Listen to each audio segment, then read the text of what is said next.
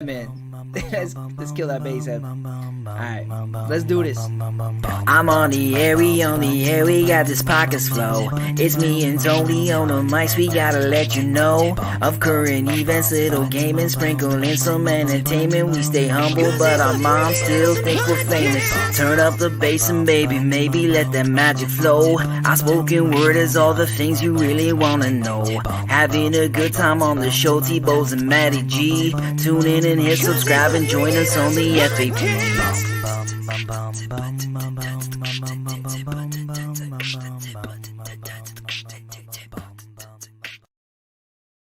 Welcome, everybody, to the Freaking Awesome Podcast. I'm your host, Anthony Bowes, and Matty G, of course, not with me today, but that's okay because, once again, we more than make up with today's guest. He is a stuntman actor. He has been on many major films, and also including some upcoming things with a bit of a love for Star Wars himself, Mr. Nicolas Harrison. How are you doing today, Nicholas? I am doing great. Thanks for having me on. Wonderful. Thank you for taking some time out of your day. I know you are a busy man. And with, of course, COVID kind of getting a little bit more open with restrictions, I'm sure you're getting busier and busier with films that, of course, are slowly starting to come together. Well, there's things like that. There's some projects coming through as well as back to school, because I teach at a university as well. And, it's funny because I can get to pull my doctor status there. So now I get to yell at the students that it's Dr. Harry or Dr. Nick, as all the kids call me. Dr. Nick. That's Hi, everybody. Hello, everybody. Nice to see you. Yeah, exactly. Yeah, it'd be great when you have to return a report. It's like, I don't know what happened. You have to give me more. Yes, exactly. Yeah, but Troy, how can I give you any more? No, that's fantastic. So today, before I get going, today's episode is brought to you by CR Sabers and Blue Bull's Outer Rim Saber Parts. For all your saber needs, make sure you go over and check them out. We will put a little bit of ticker tape at the bottom midway through the show so you can check them out, as well as, of course, we have our Tech Bench episode today, and I believe Nick has brought some cool things to show us as well. So with all things Star Wars, we will get into that. But before we get going, we have got a little bit of news today, and today's news is a follow-up from an article that we have actually already touched base with a couple times, and it just kind of keeps on going. Before we get going, Jen Claro says hi. Jen was actually on our show last week, so she, of course, will love the fact that we are continuing a little bit of Star Wars talk, amongst much other things that we've got going today. So today's article, we have, I'm not sure if everybody remembers this, but we've got a couple times in the news on the show in the past, and this is about a Kazakh muscle man, Yuri Tolako. Now, he is 36 years old, out of the Russian area, and he had married a sex doll. And it was kind of controversial because, who does this kind of thing, right? I mean, it's COVID. I guess anything can happen. But then he came back out in the news a little bit later, and his bride had broken, was sent back to the shop, and of course they had gotten back together again. But I guess it never was the same because they got divorced, and now the saga continues, where this man has found new love. Now, you're thinking, but what else? What else could he find in love with other than this extremely expensive sex doll? Apparently, his tastes have gone a little bit lower, and let's find out a little bit more about this. So, I guess he has moved on from his devastating split, in which case he has claimed that he is now madly in love with an ashtray. What the fuck? I mean, okay. So I have a quick question about that. Does this mean now he's entitled to plastimony? That is a very, very good question. Honestly, when I saw this, I was thinking, how much crazier can this get? And the answer is an ashtray. So apparently, he was in a nightclub when he had discovered this ashtray and formed a new love interest with it. He has planned on basically grafting an artificial vagina to this ashtray in order to kind of continue the relationship and bring it a little bit further. He's just got a butt out. But it must be smoking. It could just keep on going, I tell you. So Yuri identifies as pansexual. Now, you can correct me on this one because I'm still kind of getting a little bit new or used to a lot of the newer terms for things. But I thought pansexual was based on an attraction to personality. It's not generally gender biased, but I didn't feel that. Like, I feel like you still have to have a personality, and I don't think an inanimate object has a personality. Maybe it should be omnisexual. Maybe that's what it should be. I don't know. know. I really don't know. So that's a new one for me. So if anybody is aware of that and is watching the show right now, please feel free to chime in on the chat board. We'd be more than interested on trying to educate ourselves a little bit more about this. I'm just like, hey, you can embrace the rainbow. That is totally fine in my world. But I'm perplexed now. Like, how does this inanimate object? And this isn't the only thing, because this has gone on and on. Like, across the world, there was a woman who had gotten married to her rug in England. And that was a new one for me. So, I guess that thing just enjoyed getting walked all over. You know how that relationship works out. So, man. Jim, that's correct. Pan is not attracted to any specific gender. That's right. So, but I don't know how that works when it comes to inanimate objects, right? So, I feel like there's a big stretch happening here, and that is not a pun on the plastic doll. That's just like there's something going on with this guy. I feel like at this point he needs to see a doctor. I think I was married once to an inanimate object, but I think that's just because of the years of marriage. I'm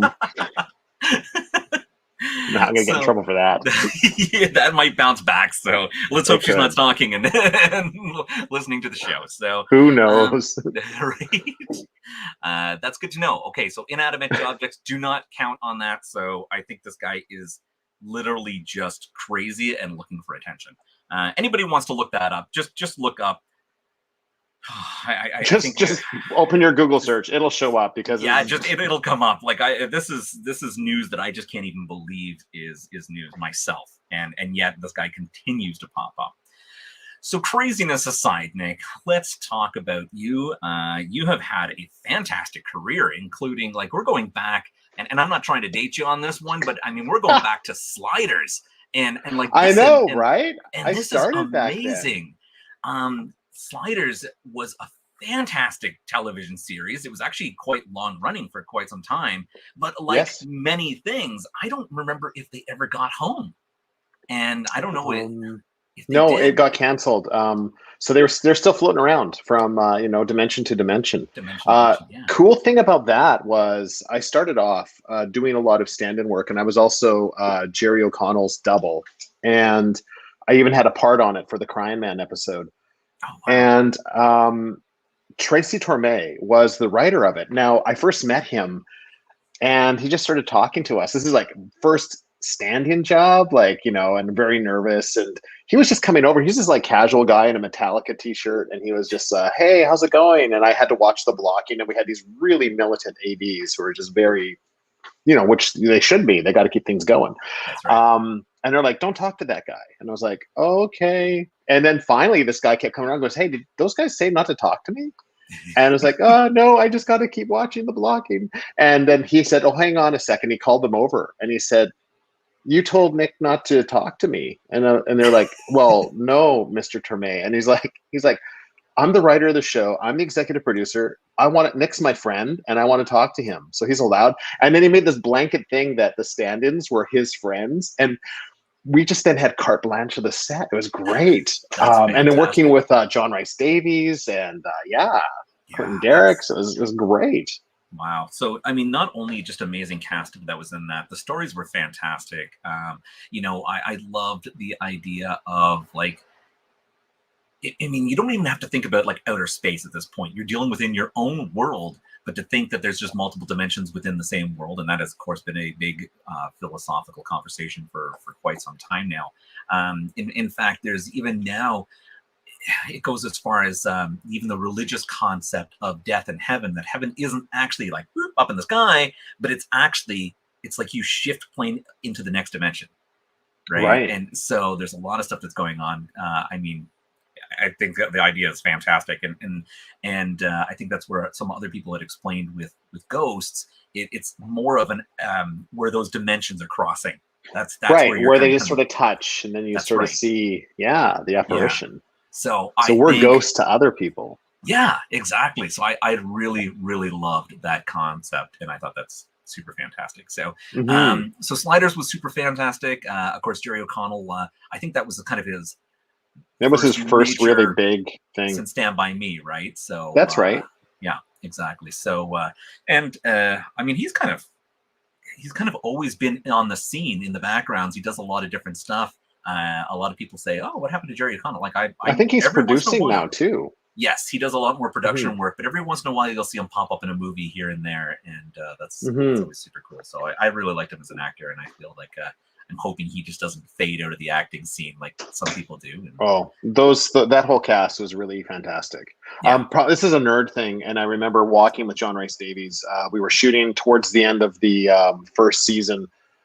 We were just 20-hour days. It was like, going from 2 units, and him and I were walking back to the circus, or where they have the, the trailers where you go into. And it was him and I. It was like 4 in the morning, 3:30, 4 in the morning. And I was just telling him, it was just him and I walking. And I said, John, one of the most favorite things I'll remember, since I was a kid, was seeing your reveal in Raiders of the Lost Ark, when you stand around and you're just, we hear your booming voice. He's like, ah. And then he went up to his trailer. We're talking a bit more. And as he turned around, just for me, he stood on the steps of his, to go into his trailer. And then he just turned around, he looked out, and he just went, "Cairo, city of the living." And it was just like, you did it for me. So he gave me like this private moment of that line, and I just thought it was fantastic. That is phenomenal. Wow. So, I mean, very cool.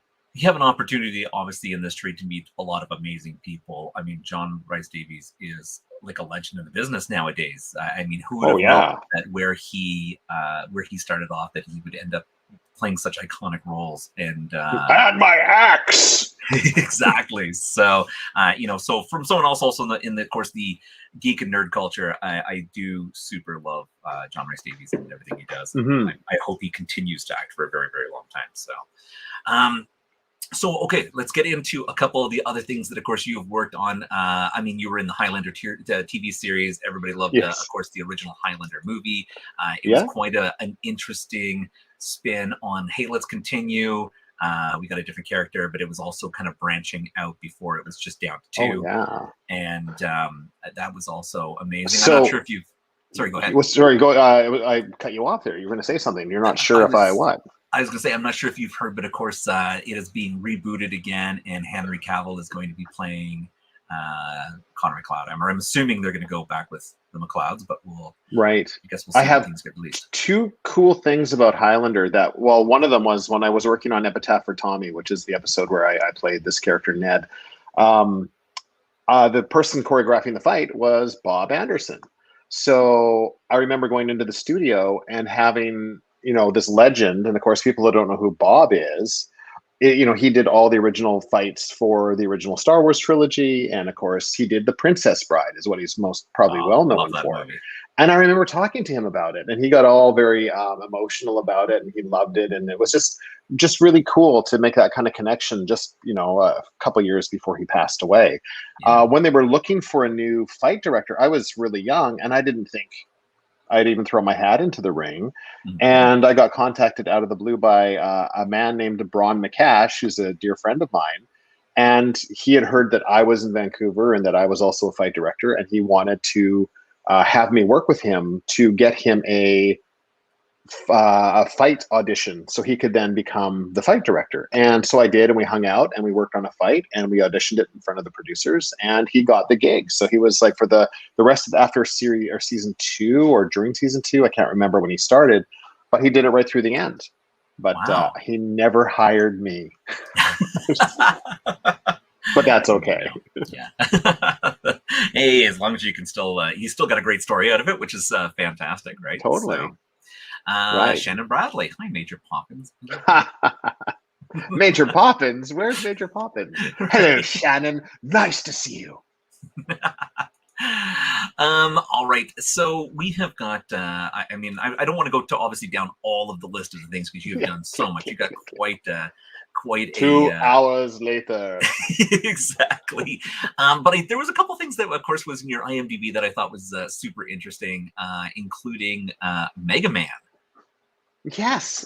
Oh my So, gosh, you really scoured that. oh yeah, yeah. You got to do a little research, right? I So, was, yeah, I was Blaster Man in Mega Blaster Man Man. NT Warrior. Yeah. Yeah. So, I mean, how did that come about? 'Cause My agent had me audition for the part, and I auditioned. I did a voice audition, and I got the part, and it was great. And I was doing that at the same time that I was doing Scooby Doo too. So I'd be back and forth between the ADR and then, or the animation studio, or I mean the voiceover studio, and on set working with Sarah Michelle Gellar and Linda Cardellini, and Mhm. it was a great time. Yeah. And so the reason I kind of bring this up because is it's not like you are a stranger to being a voice. No, It's my understanding, of course, that you were on radio for quite some time I was. Yes, I as worked the in man. two different radios. Yeah, I worked in two different stations. I was the stunt guy, and then I was also on one of them. I was helping produce the morning show, so I was helping with content. But people you can find some of that old stuff around on YouTube and see some of the bits. And the funny thing was, even though it was radio, I always had crazy costumes because I was engaged with harassing poor baristas. I was like doing weird things like riding a bicycle through an automated car wash, going for a ride in those industrial dryers, and just my character, Nick the guy, was just crazy. So I had a lot of fun. I got punched once by somebody. I got yelled at a lot, but a lot of people loved it. But it was pretty intense. It was basically like a real life Bugs Bunny on the street, just for 30 seconds of hilarity every within each Yeah, hour. So yeah, yeah, it's fun. yeah. It's amazing because I mean you've had like I said quite a career, but it's quite a shift to be kind of on radio. Now clearly you're doing very stunt or theatrical kind of things for radio to move into stunt work. And was that always kind of like a plan that you were just like I want to be a Well, stunt guy or well, what happened was I went to school in England to become an actor, and that's where I became a fight director as well. Now, leading into that, I just wanted to entertain, hmm, and it's something that you just, as an actor, you want to keep working, you want to keep entertaining. So it's just a natural fall. So I mean, I was on the British kendo team when I was over in England. I mean, I've got 4 black belts. I was doing kendo, and I was advancing through the levels through the British Society of Fight Directors quite rapidly. I mean, my fight director back then was a woman named Angela Goodall, and she was a fantastic instructor. And when I became an accredited fight director over there. And when I came back to Canada, I just kind of literally fell into it. I remember it was an episode of Hawkeye where my character gets knocked out. And this is how I started doing stunts. They had a stunt guy dressed as me. And I saw this guy, and he's like, I was like, who's this guy? And they're like, oh, he's your stunt double for when you get knocked out. And I was like, well, I'm just falling backwards. And the coordinator's like, oh, yeah, it's really, really, really dangerous. And I said, oh, I'm trained to do this. I can do it. And of course, the producers loved the fact that the actor could do it. yeah. So I did it. And of course, I found out later that I should have been paid as a stunt actor as opposed to just an Yeah. actor at that point. But I learned from that experience. But because the camera could stay on me and didn't have to do the traditional, like, oh Yeah. no, right? Yep. Whoa, right? So that they could cut between. So that was kind of funny. But the great thing about that particular experience as well, there's another nerd thing in there. Linda Carter. So Wonder Woman. Yeah. I was working with her, and I had to untie her as well. So here I was as a young actor untying Wonder Woman, and I'm thinking this is just so hilarious, and she was a lot of fun to work with. But that's how it kind of happened. And then the radio thing was an accident. I really wanted to get tickets to the Phantom Menace when it was coming out. Okay. And I thought there was going to be an advanced screening, and I was doing theater sports at the time. And there was Janice Ungaro was in the morning show at Zed where I first started. And I called up the station because I had put together the very first Star Wars costume I actually made was a Star Wars stormtrooper. And that I put together all by myself, and before I knew of anything about the 501st. And I think if you looked on YouTube, if you looked up The Lonely Stormtrooper, you could eventually find it. I did this video of it. But I called her up and I said, hey, Janice, it's Nick from Theater Sports. You may not remember me. I just want to let you know that there's, if you have any advance tickets for, because I thought it was going to be, an amazing experience to see Phantom Menace. I wanted to get advance tickets. Yeah. And so I offered, I said, I've got a Star Wars Stormtrooper costume. Is there anything like if you want to use it in the morning? So she called me back and she said, hey, we've been talking about this. We'd love to use you and your Stormtrooper, but we don't have tickets, but we'll hook you up with some swag. So the very first bit I did was, what can a Star Wars Stormtrooper get for free? And I had to go into the downtown, the Fairmont Hotel. And I went up to the front desk, and of course, in my Stormtrooper, they hooked me up with microphones with the cell phone, and the Freeway Frank was this guy at the time, and he taped stuff into my costume. And I went into the Empress, and I was asking for Lord Vader's suite, and I was asking, for free upgrades. It ended up calling security on me, and I had to run out. But I was in complete Star Wars. So I think the mind's eye, the listeners could hear all the rattling and stuff and me talking, and you could hear the person getting frustrated. So it created a really good, colorful play-by-play without it being, and now I'm doing this. They could just come along with me for the ride. Yeah. And then I went to different Starbucks and got Frappuccinos for free as a Star Wars, Stormtrooper. And then after we did that, Freeway Frank said, they want you to come to the station. And I said, great. And when we got to the station, I sat down with Darren B. Lamb and Janice Ungaro, and they were like, we really love what you did. We love to have a stunt guy with the morning crew. So we just like to offer you a job. And I was like, wow, sure. And so I started doing Nick the Guy bits. And that's how we came up with the name too. Because they're like, we want you to be this guy. Like, you're kind of the guy who does the stuff. Like, you're the guy who does. And I'm like, what about Nick? Or Janice said, what about Nick the Guy? And it was like, that's it. And that's how the name came about. Wow. And I did it for like 14 years between the two stations, I think. Long time. Time doing crazy stunts. Crazy. That's exciting. I mean, that's such a fun part of life, right? I mean, you can't tell me that you're like, man, this job sucks, because you're going around having a good laugh the whole time. So I mean, that's what most people strive for in their careers. So. Well, I love to laugh. I think laughing is a lot of fun. And if I can make magic, if I can, be silly and fun, and I love doing it. I mean, life's too short, It really is. Yeah. Okay, so for all our Supernatural fans out there, of course you've literally been in everything. So you did a piece with Supernatural, and I did lots of stuff with Supernatural. Yeah, and that alone. There are, I mean, who would have known that show? I mean, I remember when it first came on, and I was absolutely like, this is such a cool concept. You love the idea of two brothers running around trying to figure out what's going on with their own lives, let alone hunting demons and taking things out and coming from a line of demon hunters. But to be in that series, I mean, it just exploded. And I mean, I don't even know what season they're in now, because I think I got lost after season 5 or 6 between a move and stuff that was going on in life, and then I just couldn't remember where I was to pick it back up. Yeah, they're all, I think they're all wrapped up now. But it's funny with that show because I played a rawhead monster. Oh my gosh, I played Mordecai, this crazy farmer ghost that keeps attacking them. I've stunt doubled for a lot of people on the show.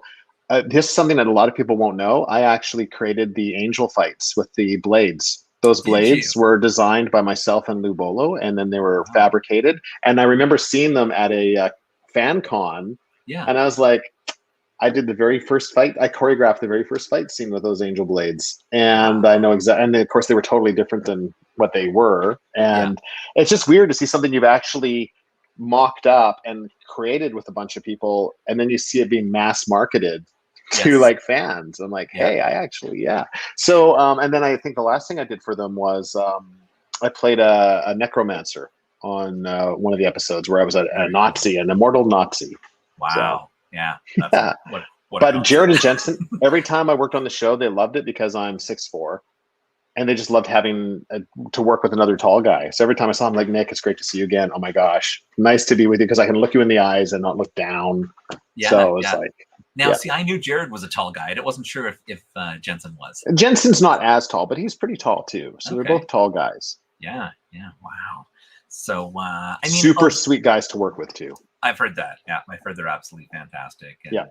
But I mean, Jensen, I'm not sure about Jared, but I know Jensen Ackles he's been acting since he was a kid. So I mean, it's I think you either grow up with the personality of like you love doing what you do and you appreciate everybody, or you kind of go the other way and Christian Bale it. So you know, you never know how things will go, right? So.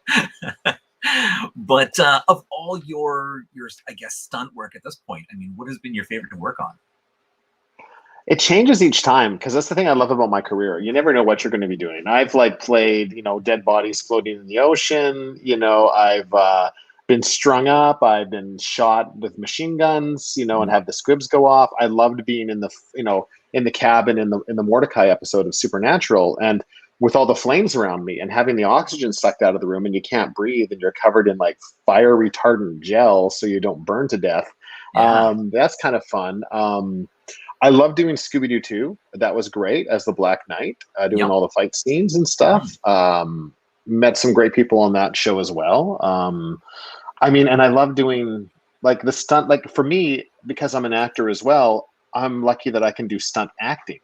Because sometimes stunt guys can't act, and sometimes actors can't do their own stunts. So it's nice to have that balance where I'm more of a sought-after package in that way, where I'm like, I can deliver the lines and I can hit my marks on a fall or do whatever, or fight or any of that stuff. So yeah. Exactly. The and that's it's always funny because like I said, we've had Jessica Bell on the show, who's also a stuntman, and it's always interesting because you see a lot of actors out there who, for the longest time, like because the film industry is so good at what they do, you never know who the actor is, who the stunt person is. There are certain actors who really want to do their own stunts, but for insurance purposes, they can't, because even though they might be physically able to do that, they're just too expensive if anything happened to them, right?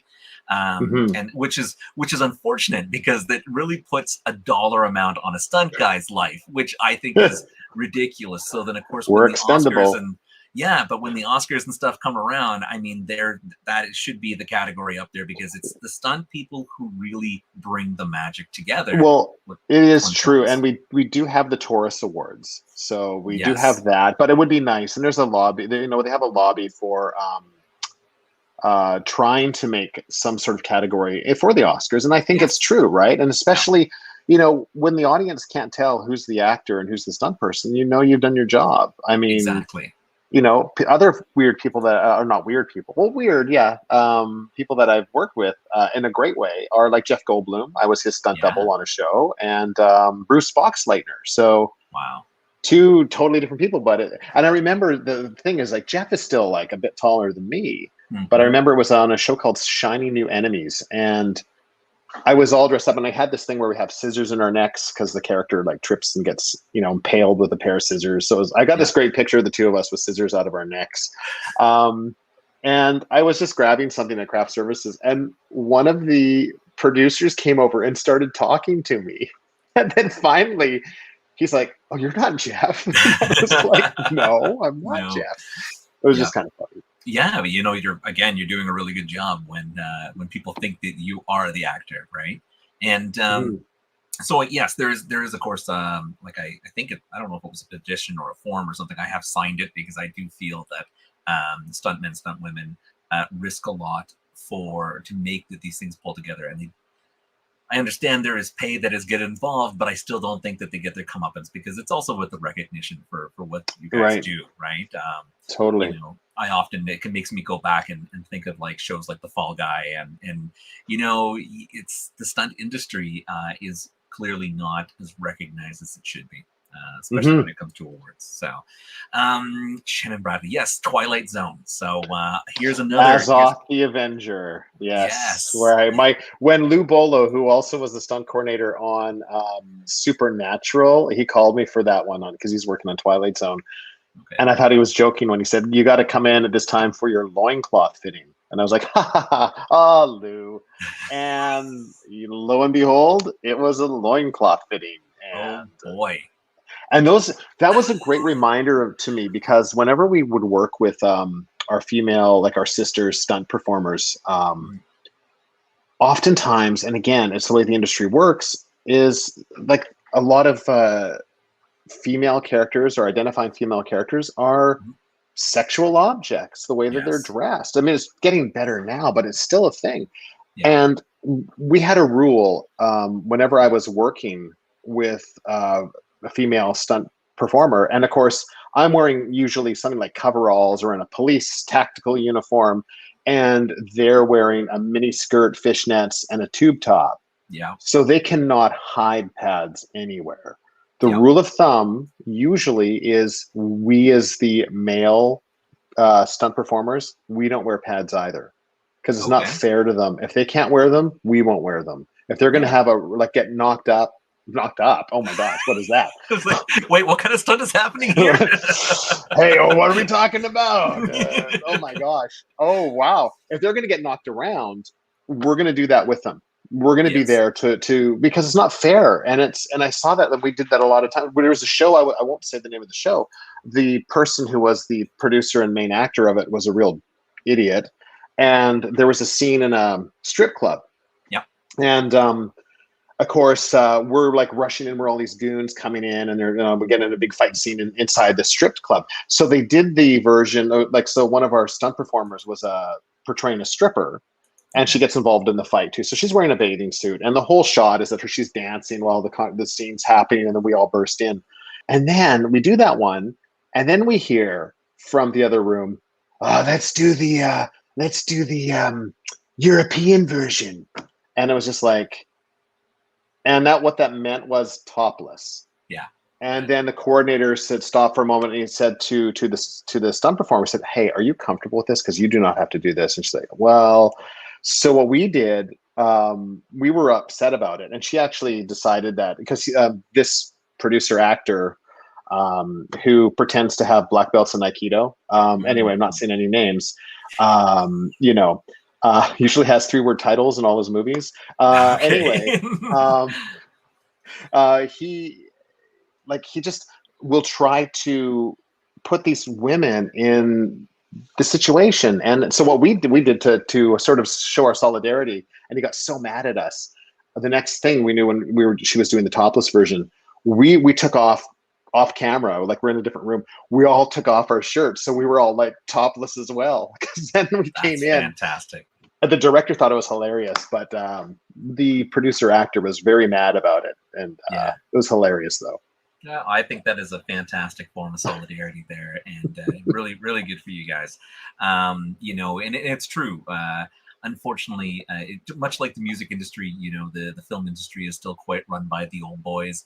And it's still very male dominated, and it's very, very difficult for a lot of. It's getting better, but it still has a long way to go. Way to go. Exactly. So, we hope that everything is very equal as soon as it can get.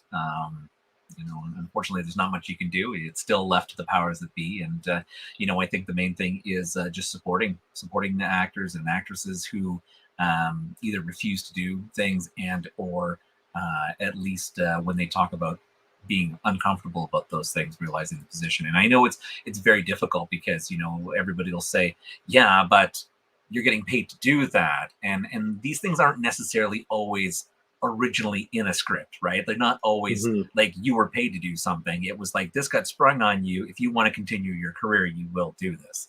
And that's the really unfortunate side of things that I think people do forget about. So it's true.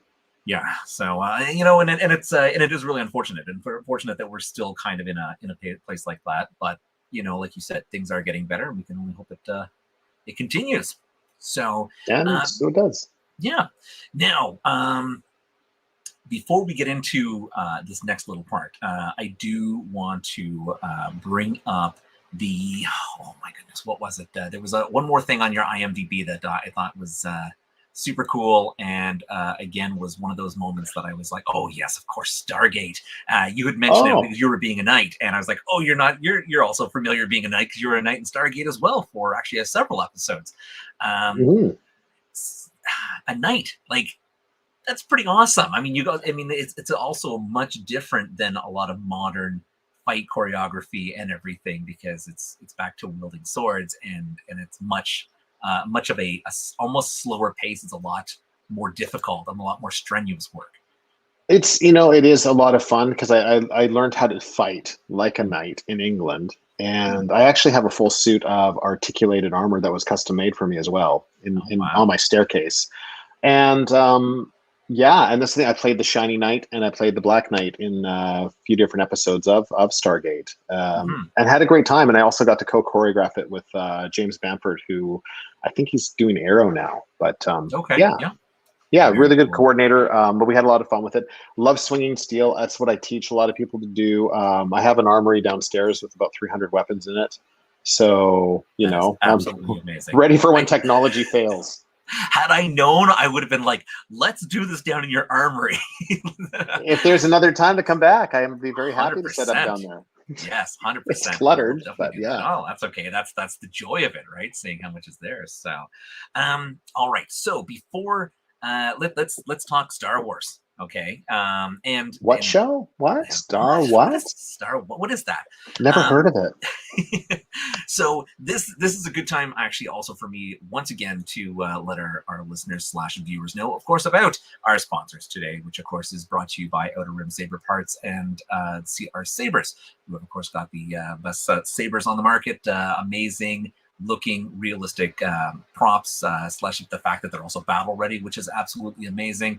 You get the option, of course, starting off with a baselit kit or going to something much fancier and eye blinding as the Neo Pixel and Profi kits. Of course, today I have one piece that is, of course, off the bench. This is another custom piece from Blue Bolt Saber Parts, the Outer Rim Saber Parts, and this is actually a custom saber that I had made for our co-host Matty G. Since he wasn't able to be on the show today, that sucks to be him because I get to display it, which is absolutely fantastic. This is, of course, as everything they have, you can completely take pieces apart, put them together, make something that is completely and totally you. This particular one, of course, is much like Matty G, very streamlined. He is a big PC builder, and I'm going to say this is going to be a little loud, but I am going to fire this up and put a blade in it. But Matty G, of course, is all about his clean whites and silvers and stuff. So I made sure that when we made this sucker, and I always find that it's really interesting. The cameras really have problems picking up how bright these sabers are. And, yes. So, I mean, you could see this particular model is a baselit kit, still very quite bright. Nicholas has a Neo Pixel Leia saber, which I think is absolutely gorgeous. The amount of like chrome and how bright the gold blade is on that. They do, of course, have smooth swing. Wow. Just beautiful. And sorry, what model was that one again? That is the... Oh, great. You had to ask me that one. Now Chris and CR Sabers are going to be like, it's the model. Oh, and it's just amazing. Yes. And so I like it because I have a lot of, for spinning, I have a lot of room to, with my hands on this. So I enjoy that. Absolutely beautiful. So, of course, these are absolutely amazing sabers. Of course, the sabers that you get from Chris at CR Sabers, completely compatible with the pieces that you can get from Blue Bull's Outer Rim Saber Parts. So if you want to get something that is maybe a little bit more movie accurate, but of course you want to customize a little bit, you can do that. I strongly recommend it. As we had last week, of course, I had my own that we, of course, featured on the show, which was this one. I super love it again. It's got a lot of length. It's like 2 hands, so it's great for turning. And also in the past, show, we had the Sith Master as well, which is kind of a very nice, kind of a multi-pronged end to it, but which is great because the parts between them are completely interchangeable. So with 2 sabers alone, you can build a 3rd saber if you want to kind of customize things, which is amazing. Wow. So it is, and you should actually only ever wear space pants when you're using a laser sword. So I'm glad that you brought that up. I heard that you have a wonderful little space pants story that is great. Fantastic. So for those of you who are not familiar with Space Pants, of course, Peter Dinklage does a wonderful skit on, I believe it was Saturday Night Live, where he is wearing a blonde wig and dancing a song called Space Pants, singing it on the stage, which is absolutely hilarious because when that first came up, like I loved it so much that I couldn't stop thinking about Space Pants all day long. So, Nick, you got to tell us your Space Pants story.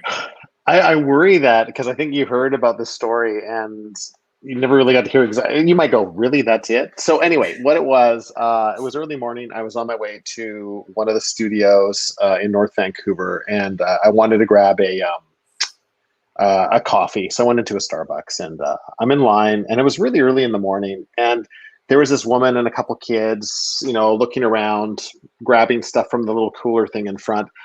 And I wasn't paying much attention to it. And this kid was getting really close to me. And I didn't even look at the kid. And then it's so dumb. The barista was asking me what I wanted. I'm like, yeah, I'll have a tall, non-fat vanilla latte. And then I look down at this kid. I'm like, why is this kid so close to me? And it's Peter Dinklage. So what I did, though, because it was a shock, because I had seen these kids, I hadn't seen Peter. So when I looked down, and I'm 6'4", so I looked down at him, and I actually did this. I went like this with my hands, like I was mortified, or in an anime film, and all I could think of in my head was tall, grande, no, short, no, and it was just really bad. And he was glaring at me, and then because I wanted to go, hey, I like you in Game of Thrones, and he looked so pissed off, and so I went and I slunk down to a chair to wait for my drink, and he was just staring at me. And then I got my drink and I walked out, and then he had his driver and he had an Escalade, and he had like stairs that the driver put down so he could get up into the Escalade. And he literally was crawling into the Escalade, and he kept looking back at me like he looked so mad. And I was just mortified because and especially like, you got to remember, like I'm a giant to a lot of people. So the fact that this giant was like this, and I think I gasped as well. I think it was like like this. It was like almost as if he repulsed me, and I was thinking, oh my God, this guy thinks I'm like terrified of small people, and it's like, oh no. And I remember telling Danny Woodburn about it, and Danny Woodburn, he's another small actor in Hollywood. He was Kramer's buddy in Seinfeld. Yes, yeah. And really nice actor to work with, and he just laughed about it too. But he was just like, oh man. He said he was getting ready to rip you a new one. And I said, oh, is he that kind of person? He goes, oh, yeah. He was just getting ready to tear into you. And I was like, oh, man. Oh, wow. So, yeah. Because I think what is it? It's Will Ferrell's Elf that Peter Dinklage is in that runs across the table and drop kicks him right in the face. So you never know where that could have gone. That was pretty much his persona, apparently. But just the fact that this, I don't know why. Like, why would I do that? Like, So it's so funny because Jen says, "Oh, you're really fanboying." I feel like at that moment you're thinking, "Oh my God, it's Peter Dinklage," and then at the same time you're like, "Oh, he may have taken offense by my coffee order." In the meantime, this is all going through your head, and Peter Dinklage was probably totally cool until you went, and then he's like, "You dick." I know. And the fact too, like I actually jumped back like I was repulsed. So it looked like I was scared of this poor guy. Like it was just bad. It was an embarrassing moment. You know what? I think the only way you could have possibly have said that, other than just walking away, would have just being like, "Oh my God, I'm such a fan," and seeing where it goes. He would have either have changed or really laid into you. So yeah.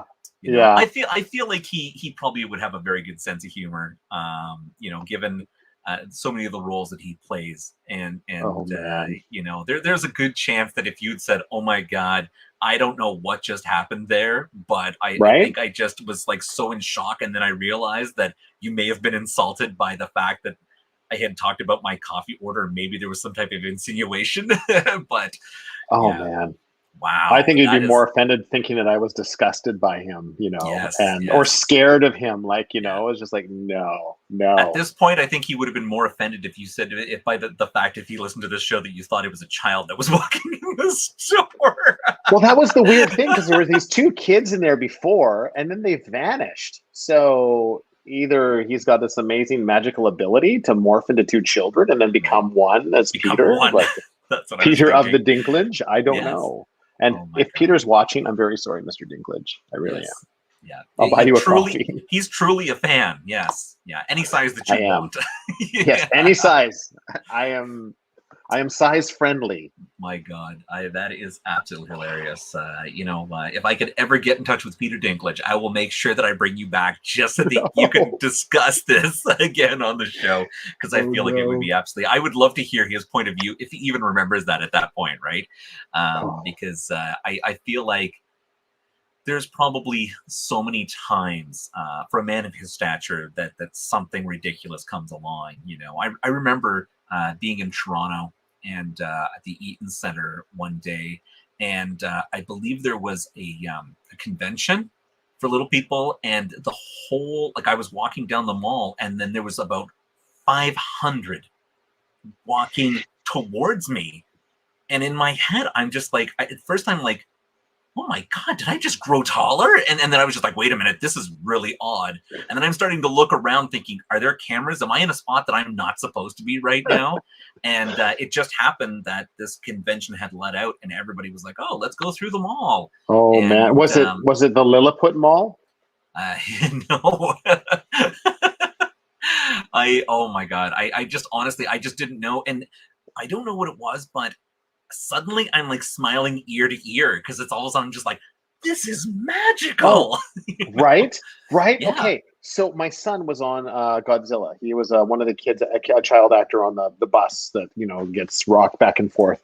So Yeah. they gave him a stunt double. And again, what is wrong with me? Because here I am, and my son and the stunt double they come out and they're wearing the same costume. And of course, it's a small actor, Right. and or a stunt performer. And what do? Is I'm talking to him like he's 9 years old, like my Oh son at the no. time. So I'm like, look at you guys. Oh my God, you guys are so cute. Oh, hey, can I get a photo of you guys? Oh, it's so cute. And this guy was looking at me like, yeah, go ahead.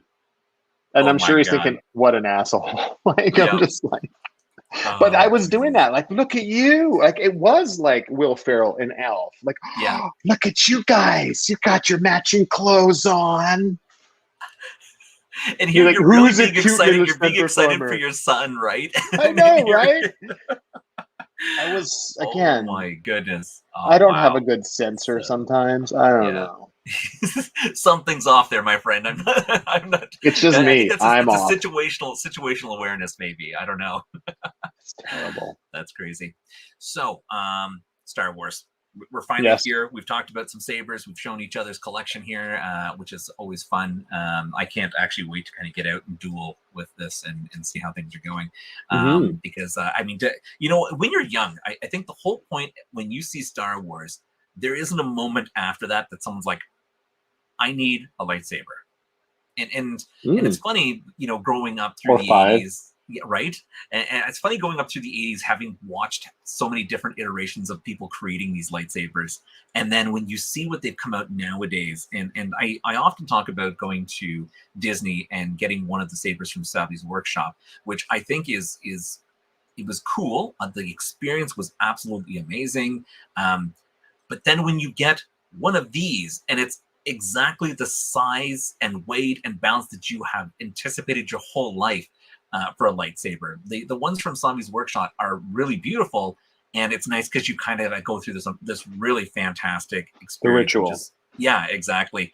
But it's so base heavy and big. Like the width of the base or the diameter of the base is like this big, which really dwarfs the size of the blade. And Right. and you know, it's really, it looks amazing, it sounds amazing, but it just doesn't feel right. And you know, you've got all this weight in the base. So I think it's really, really cool when you can come across something this you can actually customize. And with Blue Bulls, you can customize, like, I don't even think I could come up with the same combination. It's just infinitesimal because I spent hours and hours going through different parts and trying to create something. And I'd never actually had something so stressful in my life than it was to try to create this perfect saber. And then you just realize, you know what, just make another one eventually. Like, it's not perfect. Right. Yeah. So Star Wars. Now, how old were you when Star Wars came out? I was, let's see, I was 9 years old when it came out. Okay, so you're just a little bit older than I am. Not by, geez, I'm a lot greater than you are. So good for you. Well, I have the TV look. That's right. This is actually a mask. Got makeup Hey, comes how's in. it going? I was back then. We'd get our licorice, and I don't know. Yeah. For Back a quarter. in my days. Yeah. Right. You used to get 5 B's for a quarter. 5 B's for a quarter. That's Yeah. right. Oh, Abe Simpson. Oh God, so good. Yeah, no, I was 9. I saw it in the movie theaters, and it changed my life. I actually have a book coming out about it. So there's a book coming out in November, really about Star Wars and how it saved my life. And yes, it's called I Safe wanted Space. to touch base a bit on that. Oh, you wanted to? And No, I'm jumping I ahead. do. No. I do. No, that's okay. It was a little bit of a segue. Right. I got ahead of myself, or you got a little ahead of me. But so Star Wars, you had a bit of a rough past. Yeah, you bet I did. It wasn't easy for you, and No. and so it's quite interesting. And I don't want to go into much for it right now because I do want to kind of touch base because I feel like given our time, there's so much more I would love to talk to you about that, and it's really I'm gonna have to have you back more based on the book as well. Well, especially when the book comes out, because I think it's scheduled to come out, fingers crossed, around the end of November or in December, but it will be out this year. Time. Yes. We're just doing revisions right now with the editor, and yeah, Colette's been an amazing editor that I've been working with. And yeah, I mean, but in a nutshell, yeah, I survived physical and sexual abuse at a school, and we can talk about it more in the future, but basically it was those shattered boundaries and that distrust of authority and religion, and then going to see Star Wars, and it all made sense with this, like, the Empire, they look like a bunch of Catholic priests. You know, the Death Star was like the church, like the school I went to, a black and white, and then this ragtag band of, you know, people. Like, you know, there's a giant teddy bear, and there's this like trash can on wheels, and there's this golden Oscar statue walking around, and a guy in a karate gi, right, and a woman who's got croissants on her head, and but as at first, we would call it a phenomenological experience of watching it. And at the place I was as a kid, because I mean, my boundaries were gone, but to see that a small band of do-gooders and rebels could come together, it was like from a whole plethora of different backgrounds, and take on something like that, to stand up to it and destroy it. I was hooked. And that became, from a kid, every challenge I had was almost like, at the time, it would be like, what would Luke do? What would Han Solo? What would this be? Like, how would they handle the situation? And that really dictated, that's how I got into, what was after I got stabbed that I got into martial arts. But it was Kendo that I took because that was what Bob Anderson had used for those original trilogy fights, was basing it on Kendo. And that's why I looked into Kendo when I was older, and got on the British Kendo team and stuff like that. So it directly, like, every day I either wear something or have something Star Wars on me, you know. Amazing. And it's really funny because through the abuse, the very first toy that my mom bought me was, and she wouldn't know until many years later. Like, the only reason she even got me out of that school was a teacher actually whipped me with an electrical cord in class, and I had 14 welts all over my arms and legs. Wow. And my mom wanted me to put on like short sleeve clothes and shorts this one day, and I refused because I mean I had been whipped really badly. Yeah. But then it dawned on me as a kid that if I told on this teacher, I would be okay, because the priests and stuff always told me that if I had said anything to my parents, God would kill me and my family, and that I was being punished. So Wow. it became, so I felt I could tell on this one teacher, and I did. And immediately my mom went huge mama bear and everything. And Yeah. hearing her, like, she just pulled me right out of that school, and immediately I went to a public school. Where I got stabbed eventually, but that's a whole other story. But it's all in my book, and but it's Star Wars, so that's the whole thing. Like when I say I'm a Jedi, like I feel like yeah, it's, I can't thank them enough for creating it, because it gave me the boundaries that I needed to see the right and wrong, and it's like finding that balance and never being purely, never being in the light or in the dark, but it's like walking that line.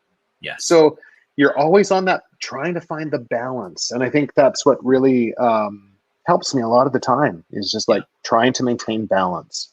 Yeah. And I really think about that. It's actually an amazing thing about Star Wars, and a lot of other actual different shows that have been even loosely based, this whole balance of light and dark. And we often think about religion and how there's a separation, and the funny thing is almost every religion is very similar in that thing. So I remember, of course, when there was a big petition to be like, hey, let's make Jedi a religion. And when I was a kid, I honestly, I had so my aunt had a boyfriend, and he always had the coolest things. It was all like these different props from Star Trek, and I never really knew what he did. But he had given me a pin that was Brotherhood of the Jedi Knights. And I had this thing for the longest time, and I just couldn't, to me now as an adult, I can't find it, but I look back and wish, because I don't even know where it came from. But I believe both my brother and I had gotten one, and it was so cool, and it was just amazing. So if I ever come across that thing again, it's going to be a big piece of nostalgia that's a few people out there might actually have it, but I'd love to know more if there's other people who have one of those. That is so cool. Yeah. So I know our time is kind of rounding out here, as I just noticed on the clock. My God, I have so many more questions. So we've got about 4 minutes left on this show. I got to ask you before it gets too late. Star Wars, we're talking about Star Wars bucket heads. A lot of people aren't overly familiar maybe with bucket heads. Of course, true Star Wars fans will be. There we go. And so this is Buckethead. I'm not arrogant or anything. It's the fact that you have not arrogant or anything. But it's, Star Wars is a way of life for so many people, right? And true people that just love everything about it. So there are fan base people that, of course, do their own shows or creating things about like their own, how they love to see more about Boba Fett and more. But Bucketheads is a nice spin on things, because it's about trooper life. And which is amazing, because you're automatically thinking, they're just the assholes of the group, right? They're just soldiers, and they're like the Nazis. But seeing Bucketheads, you're seeing like, hey, here's people that are actually, they're almost afraid to go into battle. They're nervous. There's so much going on, and you get to see a little bit side of the Imperial that you just wouldn't see anywhere else, right? So here's a production. Now you are in, because they've just launched, I believe, their first season of their show. And I don't even know if it's actually hit the air yet, because it's very no, they're still working on it, and they're doing little bits by little bits. And they have announced Mark it, and Andy. Oh, fantastic! Yes, they have announced that the first season's out there. They've got a brilliant trailer out for it, which is amazing, which kind of goes off some old poetry. But yes, continue. Sorry. Yeah, and they have that 12 minutes too that you can watch as well, which is really incredible. No, it's I was really honored and flattered when Marco and Andy approached me to play this character, and I'm very excited to play this person.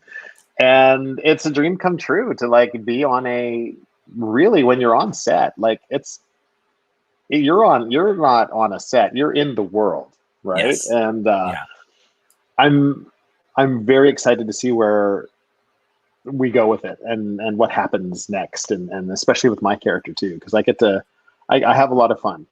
Yeah. Now, for someone who's seen the short film out there, it is brilliant, and honestly, the production value is so good. It's actually hard to see. Like, you would think this was a LucasArts production, Right. because like Yeah. your sounds, the costumes are all, of course, realistic. I believe there is a little bit of 501st influence in there.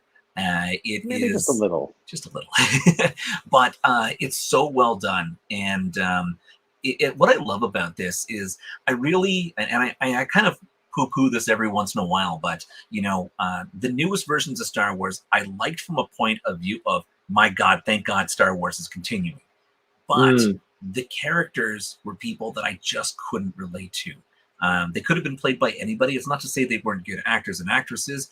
It's just, it's so hard to grow up in the generation of Han and Luke and Leia, and then see them old, and they're like, it's almost like they're trying to force in a new generation, but the new generation just didn't Oh. feel like they were going through the struggles that the original ones did.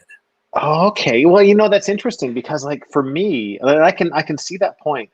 Um, but with the way Star Wars is for me, every time I watch something that is a Star Wars product, I really try to put myself back in that 9-year-old's eyes. Mm, mm. And and then I can sort of take myself away from the jaded adult, Yep. who's like, Star Wars should be this, and it needs, and it's like, Yep. there's no zippers in space. It's like, right. And when you can take yourself out of that and just remove your own ego from what you found special as a kid, and then that you've morphed into something, and to just try to go back to the kid's eyes. Yeah. To me, it's a really enjoyable experience. So I can totally agree and go, yeah, but I soak it all You up. still I just love enjoy it. it. Yeah. Love the books. Yeah. I love all of that stuff because I love that universe. I love the growth it's allowed me to have.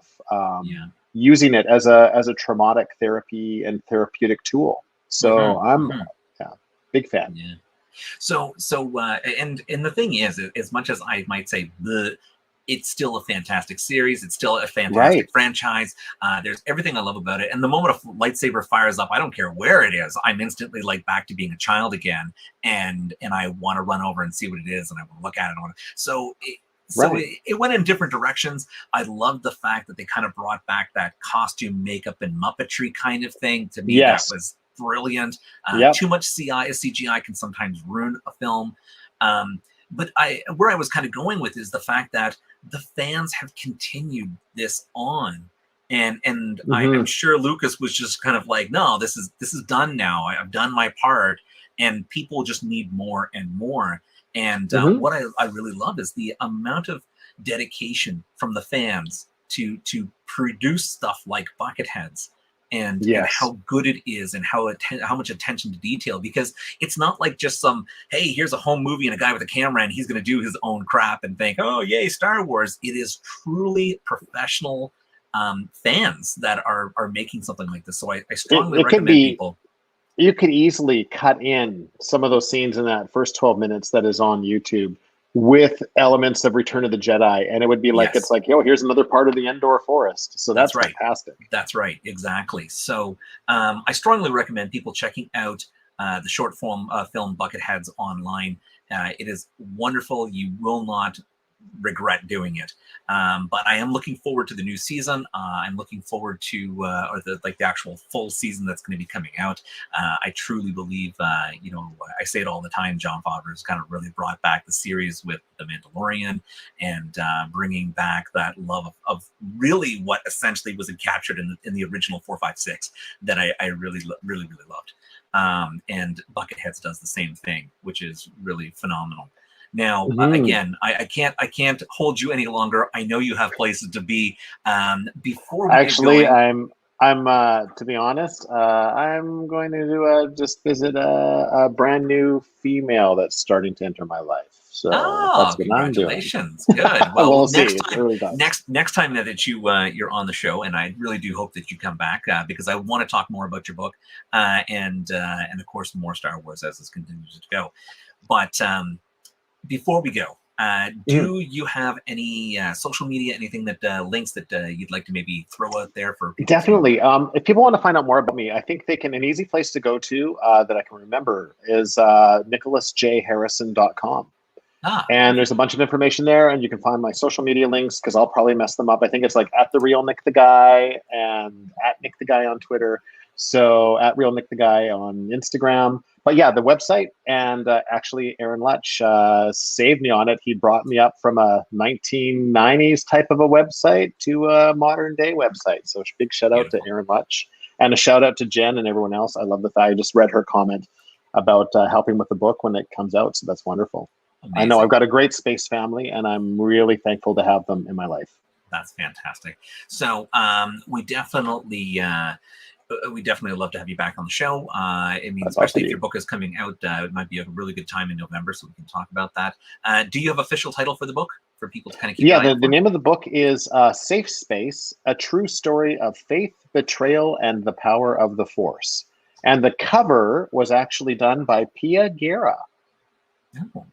Wow. Yeah. So absolutely amazing. So I'm looking forward to seeing that. Of course, we will keep in touch so that, of course, I can have you back on the show. And once again, a shout out to Bucketheads. I'd love to, with the 501st Mandalorian Mercs, everybody out there who has continued to keep some very interesting people in our lives. And I look forward to having you back on the show. So we will definitely make It's been a pleasure, Anthony. Really, thank you so much. It's been a pleasure talking with you. And you as well. And one more shout out, of course, to Blue Bull's saber parts, or the Outer Rim saber parts, as well as CR Sabers. We thank you for sponsoring the show, and we'd love to talk more about lightsabers. Hit us up online. I know there are people out there who also want to tune in regards to a draw that we're having. We will be posting that up again online very, very shortly for your chance to win that advanced TIE fighter. It'll be a good time for all. Again, thank you very much. We look forward to having everybody back again. Hey, thanks. My pleasure.